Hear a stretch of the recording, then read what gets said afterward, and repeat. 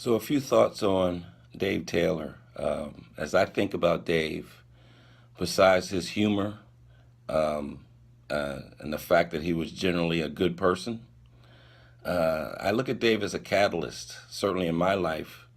All of the early successes and introductions into filmmaking, I can honestly say I got from Dave, be it the Bison Information Network at Howard that he helped found to give students some on hands access to the professional gear that was coming into Howard at the time, organized a TV show around that organization. That's Dave, is the catalyst behind that. My first AD job on Kool and the Gang's Victory video, Dave brought me in on that as a third.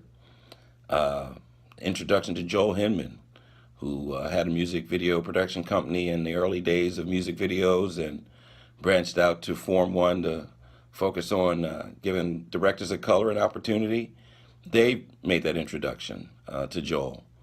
And obviously, the core of Drop Squad, the Deprogrammer, was a short that Dave wrote and was kind enough to allow Butch and myself to tinker with and eventually kind of develop that into Drop Squad.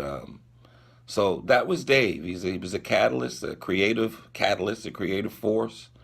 He could get things done. He had a lot of ideas. He had a lot of sense of humor, a lot of compassion and love. He was a mensch. But if you're from Baltimore, you would just say he was good people. And he will be missed. But I'm sure we'll see him soon enough. So, Dave, we love you. To Kathy and the family, our love goes out. Dave hasn't gone anywhere because his spirit is alive and strong, and he's still being a catalyst, I'm sure, certainly for me. So, peace to you, Dave. And we'll see you soon enough, brother.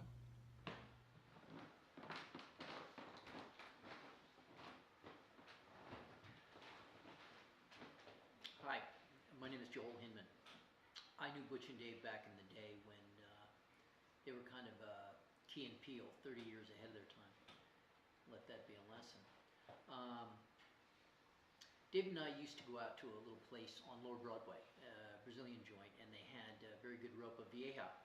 And we would go out and sit at the bar, talk about how we're going to crack open the film business, crack it open. And we always had the same thing, the ropa vieja. Dave would have a little Grand Marnier, I'd have a little shot of Sterno, and we'd talk. And one night I told him a story about how I had a roommate who was a boxer, and he used to kidnap people who were in the Moonies and hand them over to a reprogrammer.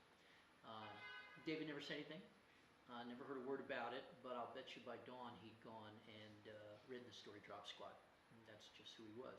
And, you know, to me, it's important to remember when people were happiest, and David was happiest when he was using his imagination and writing.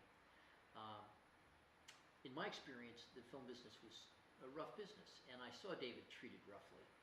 But, you know, to his great credit, I never heard him say an unkind word about another person, ever. Um, I don't know the Taylors, but I want to thank you, the Taylors, for the way David was brought up, because he was a sweet and kind man, and I miss him. Thank you.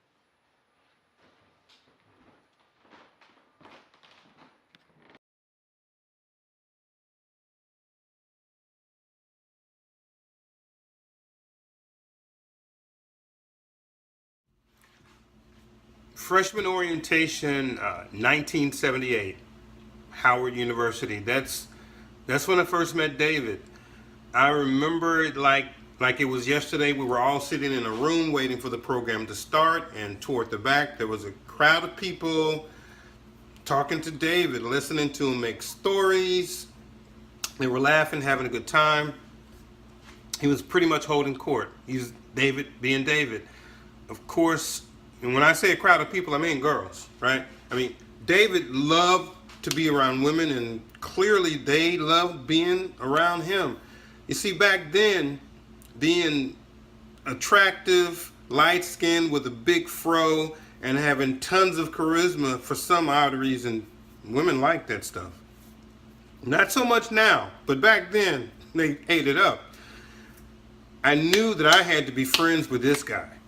So we became great friends. He eventually became my roommate. We all know that David is a tremendously talented individual. He always wrote. He liked Omni magazines. He was always reading them. He wrote short stories.